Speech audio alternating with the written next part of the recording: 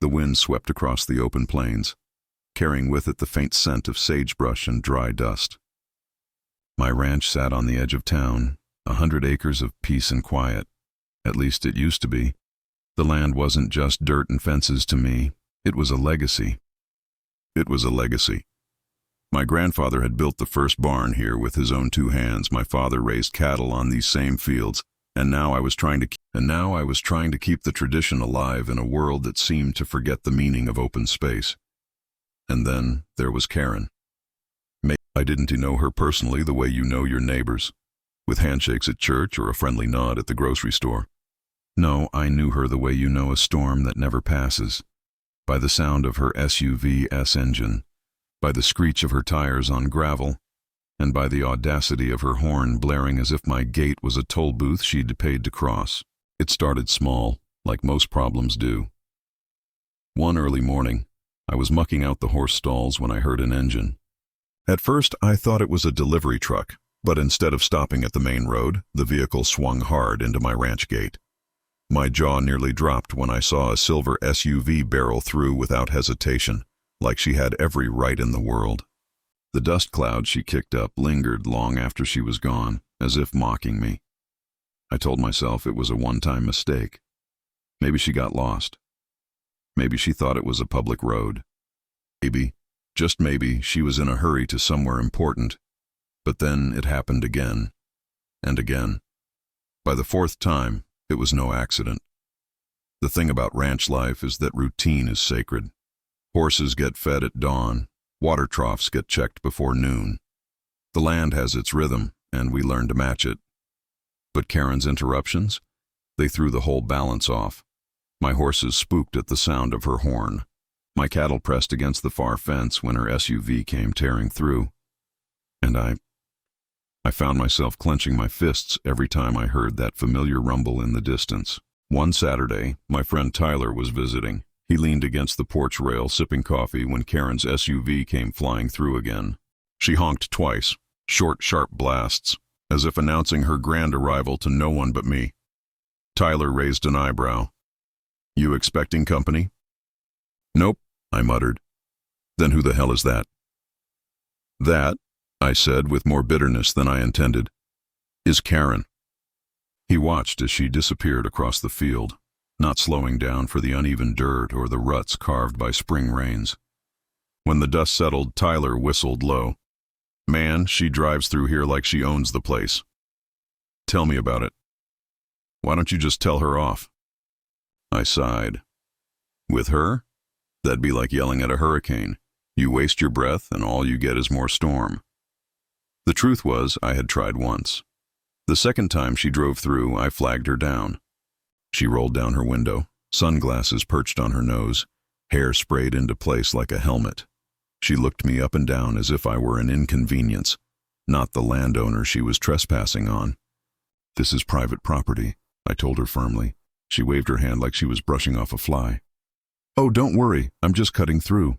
It's faster." "That's not the point. You can't just drive through here whenever you want." Her lips curled into a smile that wasn't a smile at all. "Well, if the HOA doesn't mind, I don't see why you should." And that was the kicker. She wasn't even part of my HOA. My ranch was outside their jurisdiction. But Karen, oh Karen, she was the self-appointed queen of the HOA board in her neighborhood down the road. She had the kind of confidence that came not from authority, but from the sheer belief that rules applied to everyone but her. When I tried to explain again, she simply revved her engine and drove off, leaving me coughing in her dust. That was the day I realized confrontation wouldn't work. I went back to my chores, but the problem gnawed at me. Every time I mucked the stalls, I imagined her SUV. Every time I fixed a fence post, I pictured her smirk. Every time I lay down at night, I heard that horn in my dreams. By the end of the week, I wasn't just annoyed, I was determined. If Karen wanted to keep driving through my gate, I wasn't going to argue with her anymore. Words were wasted on people who thrived on ignoring them. No, I was going to do something different, something clever, something she wouldn't see coming. I was going to set a trap. The decision to set a trap didn't come lightly. I'd grown up believing in fairness, in straight talk. On a ranch, life is simple. If you've got a problem with a man, you look him in the eye and say it. You don't dance around it. You don't play games. But with Karen, it wasn't like dealing with a ranch hand or a stubborn bull. She thrived on confrontation. If I gave her a fight, she'd take it as fuel. What I needed was something else, a way to make her face herself without ever raising my voice. That evening, I sat on the porch with a notebook in my lap. The sunset bled red across the sky, and the cicadas hummed their song.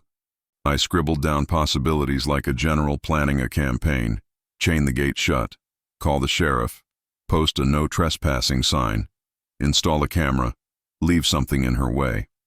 The first option was pointless. Karen would probably just drive around it or cut the chain. Calling the sheriff? Waste of time. They'd log a complaint, maybe issue a warning, but by the time they arrived, Karen would be long gone. As for the sign, I already had one. Big bold letters that said private property, keep out. Karen ignored it like it was invisible. But the last two ideas, they stuck. A camera would give me evidence. Not my word against hers, but cold, hard proof. And leaving something in her path. Well, that was where creativity came in. The following morning, I drove into town and bought a motion-activated trail camera, the kind hunters use to spot deer. It blended perfectly with the wooden post by my gate. I spent an hour mounting it, testing the angle, making sure it would catch everything from the moment she turned in.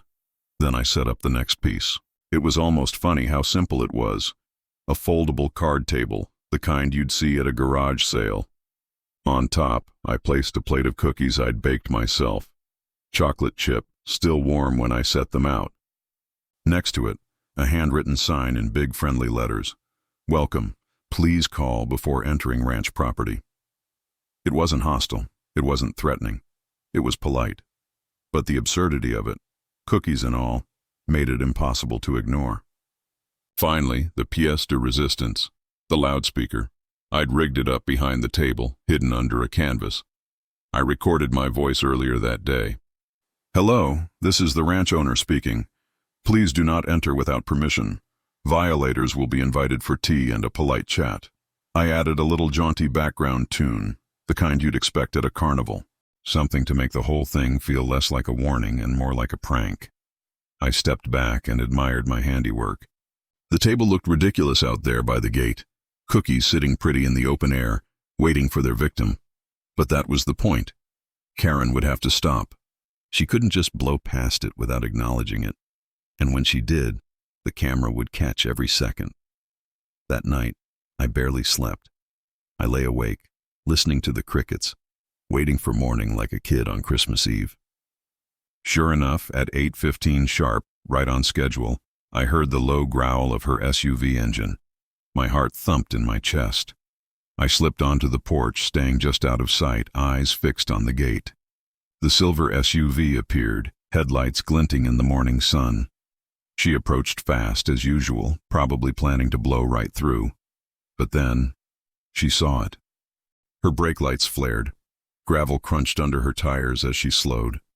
She leaned forward in her seat, staring at the table like she couldn't believe what she was seeing.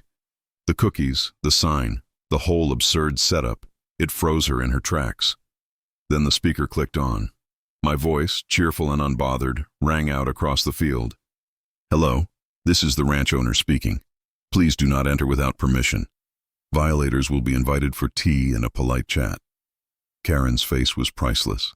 I couldn't hear her words from where I stood, but I saw her mouth moving, sharp and fast, her hands flying in that classic HOA chairperson way. She jabbed a finger at the table like it had insulted her personally. The SUV door opened, and out she stepped. Sunglasses on, hair stiff with hairspray, heels completely impractical for gravel. She marched up to the table, looked down at the cookies, then at the sign, and threw her hands in the air as if the universe had betrayed her. The camera caught it all.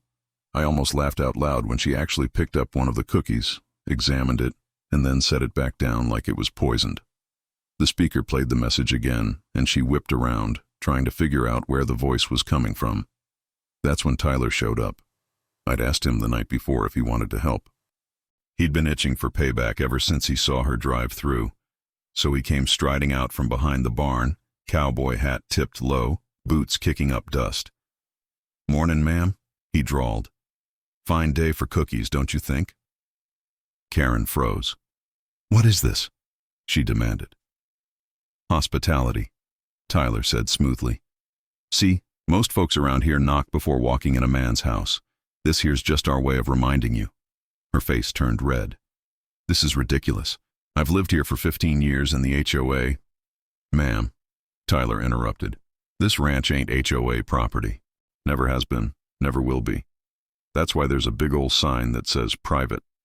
Before she could retort, another figure appeared. My buddy James had borrowed a blazer just for the occasion, pretending to be an official HOA officer. He walked up slowly, pulled out his phone like he was taking notes, and said in the most serious voice he could muster, "Violation recorded, unauthorized trespass. Penalty, 1 cookie, minimum." That nearly broke me. From my porch, I had to clamp a hand over my mouth to keep from laughing. Karen didn't know what to do. She stood there, caught between outrage and humiliation, sputtering like a kettle about to boil over. The camera whirred silently, capturing every second of her meltdown. At last, she stormed back to her SUV, slammed the door, and tore off down the road, dust trailing behind her like smoke from a defeated dragon. Tyler tipped his hat. James pretended to write a ticket on his phone. And I felt something I hadn't felt in weeks. Relief. This wasn't over. I knew Karen well enough to expect she'd come back swinging, maybe with a complaint, maybe with more attitude. But I had something now I hadn't had before. Evidence. Proof. And for the first time since this whole mess began, the balance of power shifted. The game had changed. The dust from Karen's SUV hadn't even settled when Tyler came up onto the porch, grinning like he'd just won a rodeo buckle. "Well," he said, taking off his hat and slapping it against his thigh, "that was about the most fun I've had in a long time." James joined him, still chuckling as he tucked his phone away. "Did you see her face when the speaker went off? She looked like she'd just seen a ghost." I leaned back in my chair, still watching the road where her SUV had vanished. My heart was still racing, but not from fear, from adrenaline, from the sweet satisfaction of finally turning the tables. "Yeah," I said slowly. "But don't celebrate too soon. This is Karen we're talking about. She doesn't back down. She reloads." Tyler shrugged. "Let her reload. You've got the footage. That camera caught everything, right?" "Every second," I confirmed. "Her storming out, yelling at the sign, even her stealing a cookie." James laughed again. "That's the best part. She can't deny it when she's literally caught red-handed with chocolate chips." I smiled, but underneath the humor was something heavier, a weight that sat in my chest, because I knew this wasn't just about cookies or signs or even trespassing. Karen's type didn't just let things go. She'd find a way to twist the story, to make herself the victim, to drag the HOA into this, even though they had no business with my land, and I wasn't about to let her. That evening, after the guys left, I sat down at my desk with the footage. Watching it again, I almost couldn't believe how perfectly it played out. Her dramatic gestures, the way she stomped her heels in the dirt, the moment she realized she was being toyed with. It was like watching a theater performance. But beneath the comedy was something important: proof. I clipped the video, saved copies to multiple drives, and wrote a calm, professional email to the HOA. No anger, no sarcasm, just the facts. Subject: concern regarding unauthorized entry onto private property. Dear HOA Board, I am writing to document an ongoing issue with one of your residents, Karen, last name. Despite clear signage indicating that my ranch is private property, she has repeatedly driven through my gate without permission. Today, I captured video evidence of this behavior. Please find the attached file. I ask that you remind your members that my ranch is not part of the HOA jurisdiction, nor is it a public roadway. Repeated violations may result in further legal action. Thank you for your cooperation. Sincerely, my name. I hit send and leaned back in my chair, exhaling slowly. It felt good, controlled, responsible, impossible to twist against me. But sure enough, the very next morning, Karen was back. I was refilling the water troughs when I heard the familiar engine. My stomach tightened. She hadn't even waited 24 hours. This time, though, she didn't drive through. She stopped at the gate. The SUV idled there, engine humming like a restless beast. I watched from a distance as her window rolled down. She sat there for a full minute, sunglasses glinting, just staring at the table. The cookies were gone. Tyler had eaten most of them after she left yesterday, but the sign remained. And then slowly, deliberately, she pulled out her phone. I knew what that meant. She was filming. Sure enough, a few minutes later, my phone buzzed with a text from James. "Bro, Karen just posted a video on Facebook. She's saying you harassed her with some crazy cowboy stunt. It's already got comments." I wiped my hands on my jeans, pulled out my phone, and opened the post. There she was, framed from the inside of her SUV, ranting about unneighborly behavior and toxic masculinity, and how she was being bullied on her own community roads. She angled the camera to show the sign and table, conveniently leaving out the private property part. The comment section was a battlefield.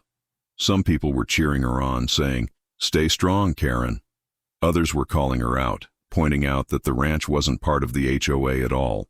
And then, buried in the thread, someone shared the video I'd sent the HOA. My video, the one showing her trespassing, stomping, yelling, and nearly stealing a cookie. The tide turned instantly. The laughing emojis started rolling in. Comments like, "Classic Karen behavior" and "You got owned by cookies" flooded the post. By afternoon, she had deleted the video, but the damage was done. That evening, as the sun dipped low, I sat on the porch again, sipping coffee and thinking about the strange twist my quiet ranch life had taken. I hadn't asked for this drama. I hadn't wanted to become the unwilling star of a neighborhood spectacle. But here I was, dealing with an HOA tyrant who couldn't stand being told no. And yet, for the first time, I felt like I wasn't just on the defensive anymore. The camera, the trap, the evidence, they had shifted the ground beneath her feet. But deep down, I knew one thing. Karen wasn't finished. She'd be back. She always came back. The question was, how far was she willing to go? And more importantly, how far was I?